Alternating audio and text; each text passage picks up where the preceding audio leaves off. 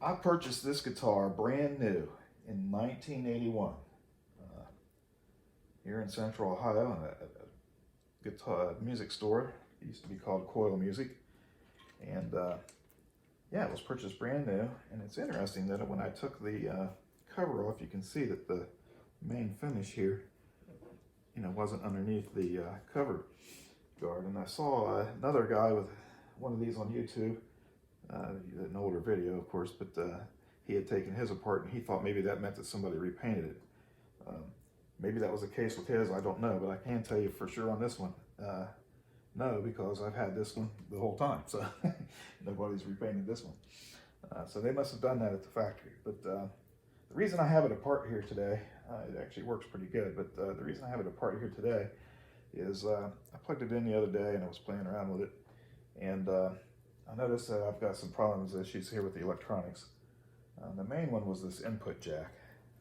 Let me see if I can just demonstrate what the issue here was. So I'm going to put the ohm meter here. I've got this set to ohms. I want to put one of the wires on the ground here. When I touch it to the sleeve here, it should make a connection. And let me see if I can get this so that you can see it.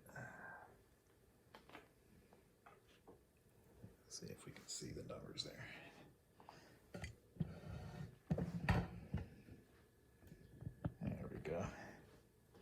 All right, now when I touch this, yeah, you can see it goes to 0.3 ohms. There's nothing wrong with that, right? But as soon as you move the cable or something, as you can see, it's very touchy, and it'll go straight to open and short, open and short. All right, so this is no good. It makes all kinds of noise and doesn't work at all, obviously. And then when you look down inside there, if you get a flashlight and you try to peek down in there, you can kind of see in the hole there a little bit, and you can see it's very corroded in there.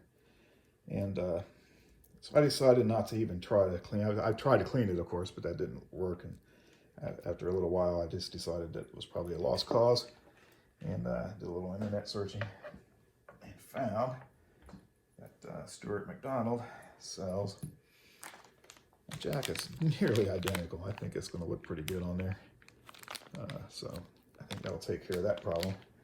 And I'm hoping that a little of this spray in the pots and the switches will take care of any issues I have there.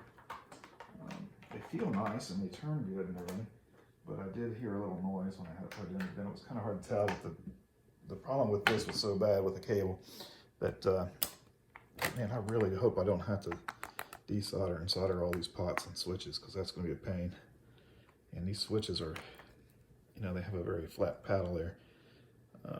You can get them on eBay and stuff, but then you're getting somebody else's used switch. So I'm really hoping that I don't have to worry about that. So we'll find out. I'm going to clean the pots with the deox. I don't know if I can get inside the switch with any of that, but I'll see if I can, hopefully the switches are okay.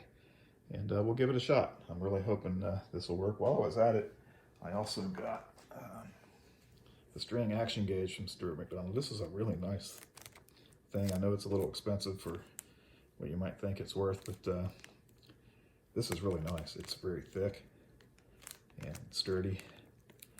It's just a nice rule. I mean, it's a good thing to have anyway for lots of things, but it's really convenient that it's got the height gauge here on the bottom. So you can just set it right on the frets and you can see what your height is anywhere you want to measure it. Very, very, very handy. So give it a shot. I'll get my soldering iron out here a little bit and solder this together and clean everything up and put it back together. And hopefully the electronics issues will be done, and then I can set up the action and the intonation, and I should be good to go. So wish me luck.